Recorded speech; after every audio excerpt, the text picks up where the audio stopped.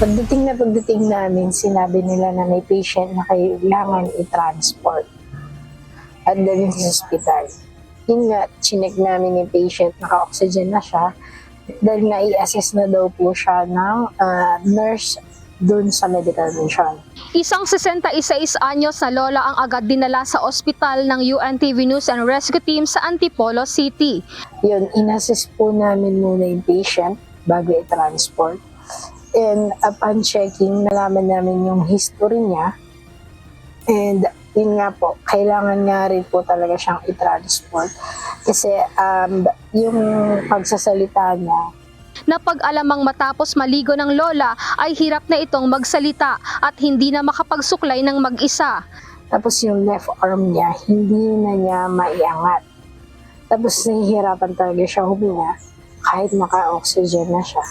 Ayon sa kasama ng matanda, habang nakasakay sa tricycle ay tumulo na ang laway nito at hinihinalang na stroke ito. May hypertension na rin ang lola mula pa noong 2010. Nagkaroon din umano ito ng malubhang ubo noong nakaraang taon na nakaapekto sa kanyang baga, kaya madalas nang makaranas ang paghapo at hirap sa paghinga. Nagpa-check up siya dahil sa malubhang ubo, and doon nga nakita na may nicotine pa yung lungs niya. Binigyan siya ng mga gamot, tapos sinabi sa kanya na mag-nebulizer kapag nahihirapan siyang huminga. Nitong May, dahil sa sobrang init ng panahon, palagi na siyang hinahapo at nagde-nebulizer siya pag nahihirapan siyang huminga. Sinigurado ng team na maayos ang kalagayan at ligtas ang pasyente. Kaya habang nasa biyahe papuntang ospital, patuloy ang pagmomonitor ng vital signs nito at pagbigay ng oxygen support. Ligtas naman itong nadala sa Amang Rodriguez Hospital sa Marikina City para sa karagdagang atensyong medikal. Masakit po? Opo. Paano pong masakit? Makirot o ano? Parang tinutusok yung loob. Tinutusok yung loob. Dito po sa mismong buto, sa joint, o dito po sa Dito ano? po, dito po. Isang 52 anyos na lalaki sa Quezon City ang nangailangan ng tulong na madala sa ospital.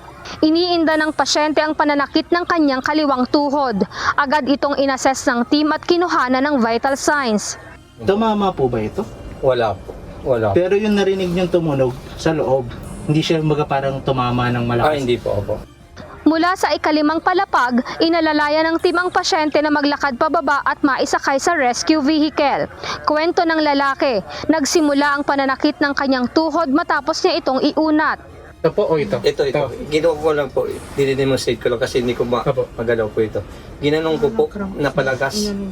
Naramdaman niyo para may tumunog, ano? Opo. Tapos, kinabukasan nangyari po. Matapos mabigyan ng paunang tulong, ligtas na naihatid ng team ang pasyente sa Diliman Doctors Hospital para sa karagdagang pagsusuri at atensyong medikal.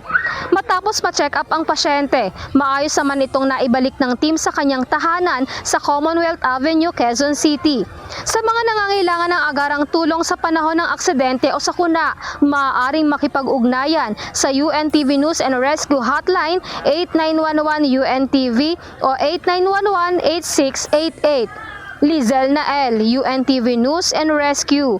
Diyos ang aming sandigan, serbisyo publiko ang aming pinahahalagahan.